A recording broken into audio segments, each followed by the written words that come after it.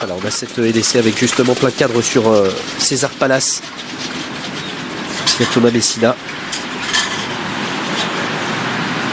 Écoutez, il était bien lors de son canter, bien pour cette EDC que l'on revoit au ralenti.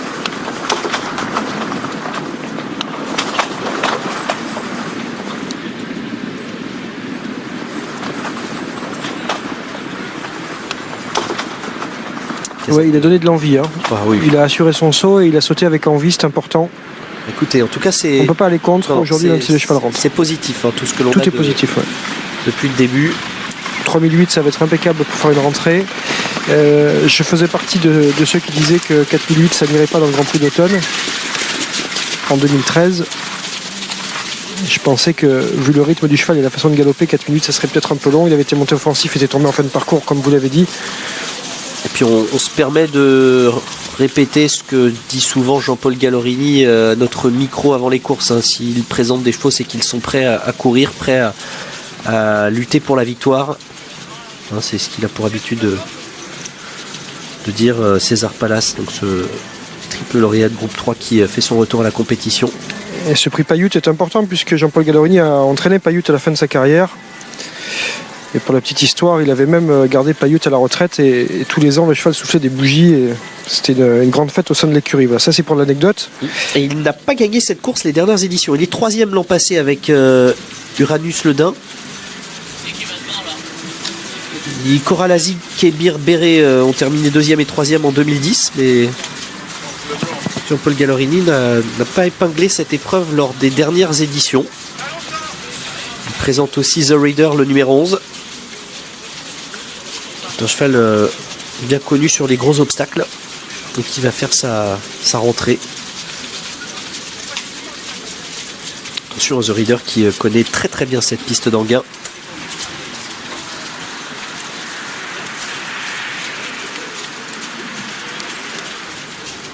J'ai pas le temps de vous donner les réclamés, je vous les donne très très vite après la dernière.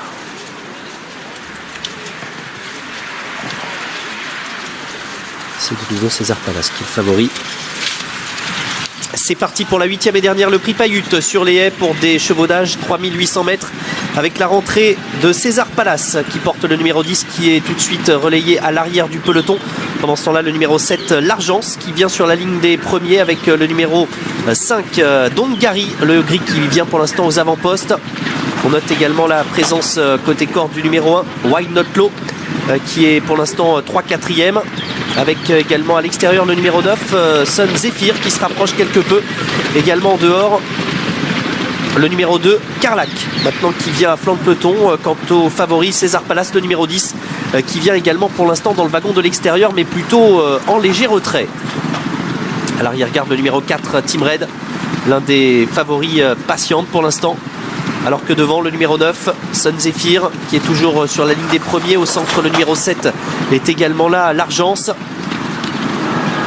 Peloton assez groupé dans l'ensemble. On retrouve le numéro 5, Dongeri, qui est toujours bien placé côté corde, quasiment 2-3e avec une casaque turquoise, celle du numéro 6. Il s'agit de Chicago du Berlay qui attend pour l'instant. Le numéro 4, Team Red, s'est bien rapproché maintenant et vient quasiment dans le groupe de tête, alors qu'à l'arrière-garde, toujours le numéro 12, Bijou Plage, ferme la marche, est un petit peu décramponné. Quant au favori César Palace, le numéro 10 attend, toujours dans la seconde partie du peloton, toujours dans le wagon de l'extérieur, profitant du dos du numéro 2, Carlac. César Palace d'ailleurs qui a fait quelques peu mouvements, mais devant c'est toujours le numéro 9, Sun Zephyr, quel avantage associé à Kevin Dabet. Le 4, Team Red, qui s'est rapproché en deuxième position avec au centre le numéro 7, l'Argence. Le numéro 11, The Reader, qui vient toujours bien placé en 4-5e position avec côté corde le numéro 5, Dongari, qui est là à l'extérieur, le numéro 2, Carlac, et plus en dehors le favori, le numéro 10, César Palace. Un petit peu plus loin, on note la présence de l'As Why Not Low, qui est plutôt au cœur du peloton avec le numéro 6, Chicago du Berlay. À l'arrière-garde, toujours le numéro 3, Sistaden, qui ferme la marche en compagnie du 12, Bijou Plage. Il se présente devant les tribunes. Peloton très groupé sous l'impulsion de Team Red, le numéro 4 avec le 9, Sun Zephyr, qui est là. En dehors, Carlac, le numéro 2. C'est quelque peu rapproché en compagnie du 7, l'Argence. The Reader qui vient plutôt côté corde avec César Palace, le numéro 10, le favori qui vient toujours à flanc de peloton mais qui se rapproche maintenant librement en 6e position. Ça se passe bien pour lui.